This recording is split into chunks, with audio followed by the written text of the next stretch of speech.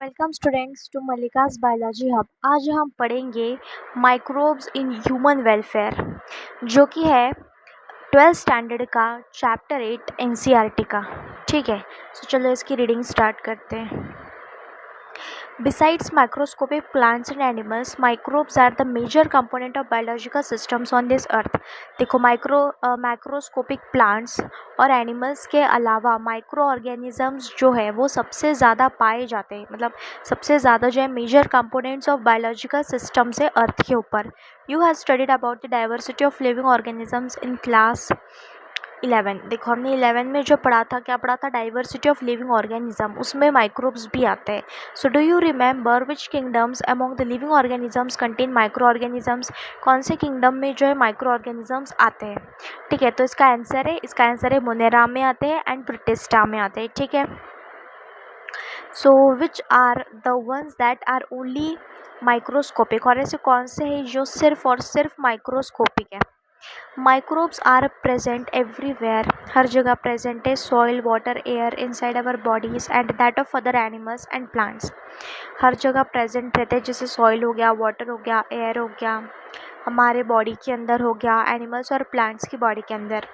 They are present even at sites where no other life form could possibly exist. ठीक है, सो वो हर जगह पाए जाते हैं, जहाँ पे कोई और लाइफ फॉर्म नहीं पाई जाती है वो वहाँ भी पाए जाते हैं। Sites such as deep inside the geysers, ठीक है, जैसे जो थर्मल वेंट्स होते हैं, थर्मल वेंट्स के अंदर पाए जाते हैं।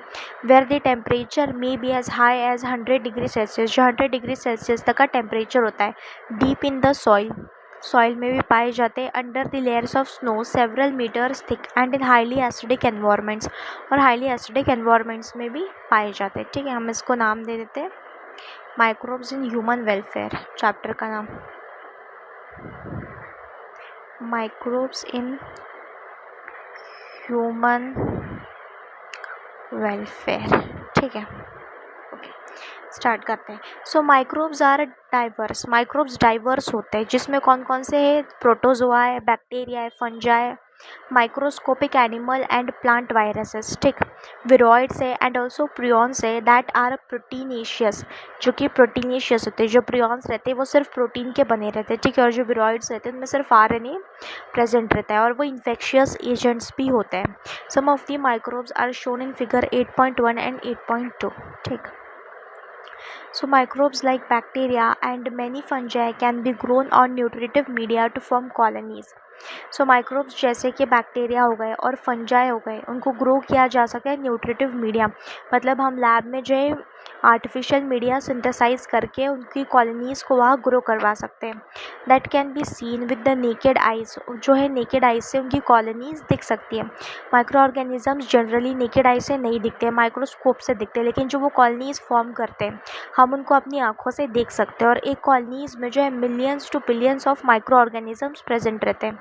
Such cultures are useful in studies on micro organisms, ये सारे कल्चर्स जो है बहुत यूज़फुल है माइक्रो ऑर्गेनिजम्स की स्टडी के लिए। ठीक है, सो नेक्स्ट आते हैं, यहाँ पे इमेजेस है जिसमें माइक्रो ऑर्गेनिजम्स दिए हैं।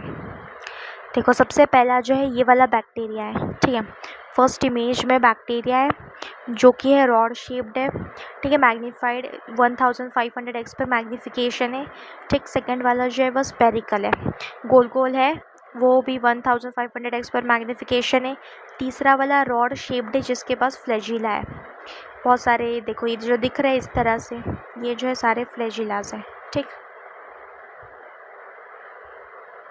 ओके, फिर हम लोग जो है यहाँ पे वायरसेस जो है, ये जो है वो सबसे पहला वाला बैक्टीरियोफेज है, ठीक है, दूसरा वाला जो है एडिनो वायरस है, ठीक, और तीसरा वाला rod shaped tobacco mosaic virus, ये वाला जो है वो टबैको मोज़ाइक वायरस है जो रॉड शेप्ड है। ठीक है, और इसका जो है देखो इसको कितना ज़्यादा इस पर व्यू किया है तब जाके वायरसेस दिखे।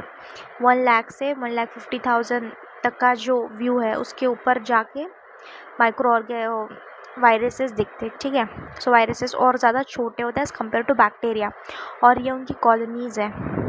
ये जो है पहली वाली जो है दैट इज़ बैक्टीरियल कॉलोनीज़, 1 2 3 इस तरह की जो है डिफरेंट डिफरेंट कॉलोनीज शो होती है बैक्टीरिया की। बैक्टीरियल कॉलोनी है और ये फंगल कॉलोनी है। फंगस क्या करती है, एक ही जगह पे बड़ी ही सी कॉलोनी बनाती है, लेकिन बैक्टीरिया छोटी छोटी कॉलोनीज बनाते हैं हर जगह, ठीक है। माइक्रोबायोलॉजी जब पढ़ोगे तब पता चलेगा कि किस तरह से कॉलोनीज बनती है, ठीक है। ओके, सो इन चैप्टर 7 जो हमने पढ़ा पिछला, you have read the microbes cause a large number of disease in human beings. Micro organisms क्या करते हैं, डिजीज़ कॉज करते हैं ह्यूमन बींग्स में। They also cause disease in animals and plants, animals और प्लांट्स में भी डिजीज़ कॉज करते हैं, ठीक। But this should not make you think that all microbes are harmful. इसका ये मतलब नहीं होता कि सारे के सारे माइक्रो ऑर्गेनिजम्स है जो हार्मफुल है, ठीक। So several microbes are useful to man, बहुत सारे माइक्रो ऑर्गेनिजम्स है जो यूजफुल रहते हैं मैन के लिए इन डाइवर्स वेज।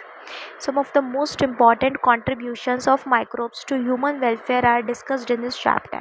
So जो important contributions है microbes के उसको यहाँ डिस्कस किया गया है, ठीक है। सो माइक्रोब्स इन हाउसहोल्ड प्रोडक्ट्स, अभी जो घर के जो प्रोडक्ट्स हैं उनमें microbes. You would be surprised to know that we use microbes or products derived from them every day. हम जो है ऐसे प्रोडक्ट्स यूज़ करते हैं जो माइक्रो ऑर्गेनिज्म से बने रहते हैं, ठीक। So common example is the production of curd from milk, curd का प्रोडक्शन मिल्क से। Micro organism such as lactobacillus and other commonly जिनको बोला जाता है लैक्टिक एसिड बैक्टीरिया, LAB बोला जाता है, जिसमें आता है लैक्टोबैसिलस या फिर दूसरे लैक्टिक एसिड बैक्टीरिया जो क्या करते हैं, कर्ड बनाते हैं मिल्क से। ग्रो इन मिल्क, मिल्क के अंदर ग्रो होते हैं and convert it to curd, milk का जो प्रोटीन है उसको कोआगुलेट करके कर्ड में कन्वर्ट करते हैं। So during growth the LAB produce acids, acid produce करेगा दैट कोआगुलेट करेगा and partially digest the milk proteins, और पार्शली जो है मिल्क प्रोटीन्स को डाइजेस्ट करेगा।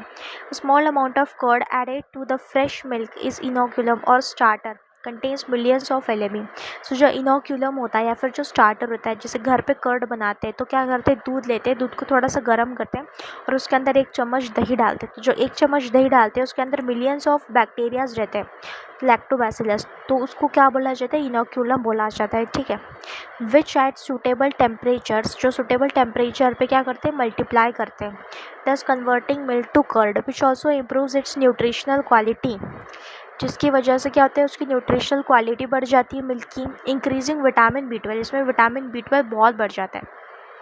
इन our stomach to the LAB plays very beneficial role in checking disease causing microbes. हमारे gut में क्या होता है, जो ये LAB बैक्टीरिया है ये बहुत बेनिफिशियल है, क्योंकि हमारे गट के जो हार्मफुल माइक्रो ऑर्गेनिजम्स ये इसकी ग्रोथ को कम करता है, ठीक है। The dough which is used for making food such as dosa and idli is also fermented by bacteria. जो डोसा इडली वाला जो डो रहता है वो भी फर्मेंट किया जाता है बैक्टीरिया से। The puffed up appearance of dough is due to the production of CO2 gas. जो पफ्ड अप अपीयरेंस होता है, जो फूल जाता है डो, किसकी वजह से फूलता है, CO2 गैस की प्रोडक्शन की वजह से, ठीक है। Can you tell which metabolic pathway is taking place resulting in formation of CO2? CO2 हो रहा है तो कौन सा मेटाबॉलिक पाथवे, इसमें आ जाएगा अनएरोबिक रेस्पिरेशन, ठीक है।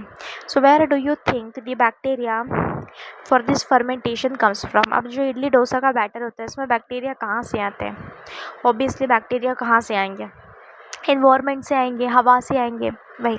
Similarly the dough which is used for making bread, so bread वाला जो डो रहता है उसको फर्मेंटेड किया जाता है यूजिंग बेकर यीस्ट यूज़ करके फर्मेंट किया जाता है, जिसको बोला जाता है Saccharomyces cerevisiae. Number of traditional drinks and foods are also made by fermentation. बहुत सारे ट्रेडिशनल ड्रिंक्स और फ्रूट्स भी बनाए जाते हैं, जैसे कि इसका एक एग्जाम्पल है टॉडी, जो कि एक ट्रेडिशनल ड्रिंक है जो कि पिया जाता है in some parts of southern India, जिसको बनाया जाता है फर्मेंटिंग सैप ऑफ पाम, जो पाम ट्रीज़ का जो सैप है उसको फर्मेंट करके टॉडी बनाई जाती है। Microbes are also used to ferment fish, soybean and bamboo shoots to make foods.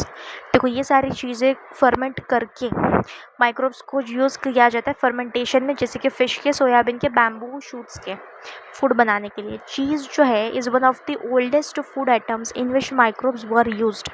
सबसे पहला फूड आइटम जिसमें माइक्रोब्स यूज़ किया जाता है वो होता है चीज़, ठीक है। Different varieties of cheese are known by their characteristic texture. So cheese की भी डिफरेंट वैराइटीज़ है जो उनके कैरेक्टरिस्टिक टेक्सचर, फ्लेवर और टेस्ट की वजह से जानी जाती हैं। Specificity coming from the microbes used, ठीक है। For example the large holes in Swiss cheese, जो स्विस चीज़ होता है उसके लार्ज होल्स जो है are due to production of large amount of CO2। So large amount of CO2 produce होता है by a bacterium named propionibacterium shermanii, ठीक है। इसका नाम याद रखना कि स्विस चीज़ के अंदर जो बड़े बड़े बबल्स है किसकी वजह से बनते, दैट इज़ प्रोपियोनी बैक्टीरियम शेरमानी। दी रॉकफोर्ट चीज़, तो जो रॉकफोर्ट चीज़ रहता है ripened bye growing a specific fungi on them, उसके ऊपर एक फंजाई को ग्रो की जाती है, जो उसको फंजाई को ग्रो करके क्या करती है, उसका अनारोबिक रेस्पिरेशन करके उसको कन्वर्ट करती है चीज़ में, which gives them a particular flavour, जिसकी वजह से फ्लेवर भी आता है, ठीक है। सो माइक्रोब्स इन इंडस्ट्रियल प्रोडक्ट्स, अब इंडस्ट्रियल प्रोडक्ट्स में क्या हो गया, ये तो हमारे घर के खाने की चीज़ें हो गई, अब इंडस्ट्रीज़ में यूज़ होते हैं। So even in industries microbes are use to synthesize a number of products valuable to human beings. Industries में भी माइक्रो ऑर्गेनिजम्स को यूज़ किया जाता है वैल्यूएबल प्रोडक्ट्स बनाने के लिए, जैसे बेवरेजेस हो गए और एंटीबायोटिक्स हो गए are some examples. So production of an industrial scale requires growing microbes in very large vessels. देखो माइक्रोब्स को इंडस्ट्री स्केल में क्या होता है ना, माइक्रो ऑर्गेनिजम्स को बहुत बड़े वेसल्स में ग्रो किया जाता है, ठीक है। ये कोई भी चीज़ इंडस्ट्री लेवल पे बनानी है तो वो हमको लार्ज क्वांटिटी में करनी है, तो बड़े वेसल्स में ग्रो किया जाता है जिनको फर्मेंटर्स बोला जाता है, ठीक है। देखो यहाँ पे फर्मेंटर का डायग्राम है। तो फिर आते हैं इसमें फर्मेंटेड बेवरेजेस, ठीक है। फर्मेंटेड बेवरेजेस कौन से हैं, microbes specially yeast have been used from the time immemorial for the production of beverages like wine, beer, whisky, brandy और रम। सो जो यीस्ट होता है सैक्रोमाइसिस सर्वेसिया, उस यीस्ट को यूज़ करके बहुत सारे फर्मेंटेड प्रोडक्ट्स बनाए जाते हैं, जैसे कि वाइन, बियर, विस्की, ब्रांडी, ठीक हो गया। For this purpose the same yeast जो कि Saccharomyces cerevisiae used for bread making and commonly called as brewer's yeast, और इसको ब्रीवर्स यीस्ट बोला जाता है क्योंकि ब्रेड मेकिंग में सबसे ज़्यादा यूज़ किया जाता है। Is used for fermenting malted cereals, जो मॉल्टेड सीरियल्स रहते हैं उसको फर्मेंट किया जाता है, ठीक है। माल्टेड सीरियल्स मतलब जिसमें माल्टोज होता है, माल्टोज ग्लूकोज और ग्लूकोज से मिलकर बनता है, ठीक है। एंड फ्रूट जूसेस को भी किया जाता है to produce ethanol, ethanol produce किया जाता है।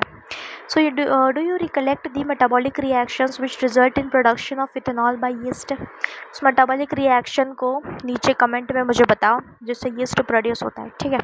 So depending on the type of the raw material used for fermentation and the type of processing with or without distillation, different types of alcoholic drinks are obtained।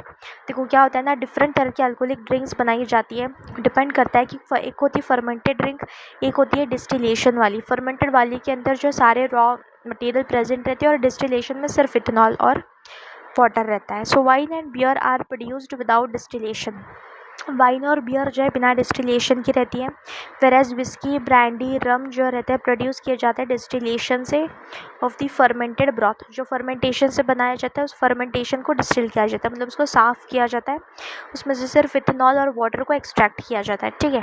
सो यहाँ पे fermentation tank का photo दिया होगा, देखो इतने बड़े बड़े जो है टैंक रहते हैं, ये फर्मेंटर से, और ये फर्मेंटेशन प्लांट पूरा यहाँ पे, ये पूरे टैंक्स लगे हुए हैं और लोग काम कर रहे हैं, ठीक है। फिर आते हैं antibiotics. Antibiotics produced by microbes are regarded as one of the most significant discoveries of the 20th century and have greatly contributed towards the welfare of human society. So antibiotics का प्रोडक्शन जो है वो इंसानों का सबसे बड़ा significant discovery है 20th century का, ठीक है। अब देखते हैं एंटीबायोटिक्स होती क्या है। सो एंटी का मतलब होता है ग्रीक में जिसको बोला जाता है अगेंस्ट, खिलाफ, ठीक है। बायो का मतलब होता है लाइफ, जो लाइफ के खिलाफ होता है, मतलब सो together they mean against life, दोनों का मतलब होता है कि against life in the context of disease causing organisms, ठीक। सो ये डिजीज़ कॉजिंग ऑर्गेनिजम्स की कॉन्टेक्स्ट में बोला गया है कि जो डिजीज़ कॉजिंग ऑर्गेनिजम्स है वो मर जाए, उसकी लाइफ ख़त्म हो जाए इसके through. So whereas with reference to human beings they are pro life. So human beings के रेफरेंस में वो प्रो लाइफ है, मतलब वो लाइफ को अच्छा बनाते हैं एंड नॉट अगेंस्ट। मतलब लाइफ को अच्छा बनाने में हेल्प करता है, ठीक। सो एंटीबायोटिक्स आर केमिकल सब्सटेंसेस, जो केमिकल सब्सटेंसेस रहते हैं जो कि प्रोड्यूस किए जाते हैं माइक्रो ऑर्गेनिज्म से। देखो माइक्रो ऑर्गेनिजम्स ही है जो एंटीबायोटिक्स प्रोड्यूस करते हैं और वो हम उन्हीं के खिलाफ जो है यूज़ करते हैं। कैन किल और retard the growth of other disease causing microbes. So एक माइक्रोब जो है एंटीबॉडी प्रोड्यूस करेगा तो वो दूसरे के खिलाफ जो है हम उसको मारने के लिए यूज़ कर सकते हैं। So you are familiar with the commonly used antibiotic penicillin. Penicillin जो है सबसे ज़्यादा कॉमनली यूज़ की जाती है। So do you know that penicillin was the first antibiotic to be discovered. So penicillin जो है सबसे पहली एंटीबायोटिक थी जो डिस्कवर की गई थी and it was a chance discovery. So बहुत बड़ी डिस्कवरी थी। सो कौन था वो? अलेक्जेंडर फ्लेमिंग था जिसने डिस्कवर की थी while working on staphylococci bacteria. So staphylococci पे काम कर रहा था। Once observed a mold growing in one of his unwashed culture plates around which Staphylococci could not grow। ठीक है। सो देखो उसने क्या देखा ना कि क्या हुआ ना, एक मोल्ड था, एक अनवॉश्ड पेट्री प्लेट थी जिसके अंदर एक मोल्ड मतलब एक फंगस ग्रो कर रहा था और उस फंगस के आजू बाजू जो है कोई स्टेफाइलोकोकस बैक्टीरिया ग्रो नहीं कर पा रहा था।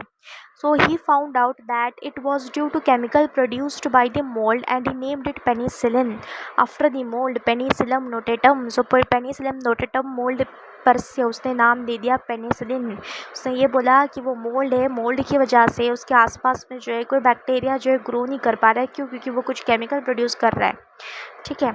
सो however, its full potential as an effective antibiotic was established much later by Ernest Chain। So Ernest Chain थे जिन्होंने जो है एंटीबायोटिक का पूरा एक पोटेंशियल बताया था एंड होवार्ड फ्लोरे, ठीक है। This antibiotic was extensively used to treat American soldiers wounded in World War II। सबसे ज़्यादा एंटीबायोटिक का यूज़ कब हुआ? वर्ल्ड वॉर 2 में जब अमेरिकन सोल्जर्स को ट्रीट किया गया इससे, ठीक है। So Fleming, Chain and Florey were awarded the Nobel prize in 1945 for this discovery. और तीनों को 1945 में जो है नोबेल प्राइज़ भी मिल गया इस डिस्कवरी के लिए, ठीक। सो आफ्टर पेनिसिलिन के बाद भी दूसरे भी एंटीबायोटिक्स हैं हमारे पास। So other antibiotics were also purified from the other microbes. सो दूसरी इसी तरह से एंटीबायोटिक्स जो है अलग अलग माइक्रो ऑर्गेनिज्म से निकाली गई। Can you name some other antibiotics and find out their sources. देखो दूसरी एंटीबायोटिक्स के नाम ढूंढो और पता करो कि कौन से माइक्रो ऑर्गेनिज्म से कौन सी एंटीबायोटिक जो एंटीबायोटिक्स है वो निकाली गई है, ठीक है। सो इसको मुझे बताना। So antibiotics have greatly improved our capacity to treat deadly disease such as plague, whooping cough that is काली खांसी, डिप्थेरिया, क्या इसका गाल घोटू एंड लेप्रोजी कुष्ठ रोग। सो इस तरह के सबसे डेंजर वाली जो बीमारियाँ थी वो भी बीमारियों के लिए एंटीबायोटिक सबसे असरदार रही, ठीक है। Which use to kill millions.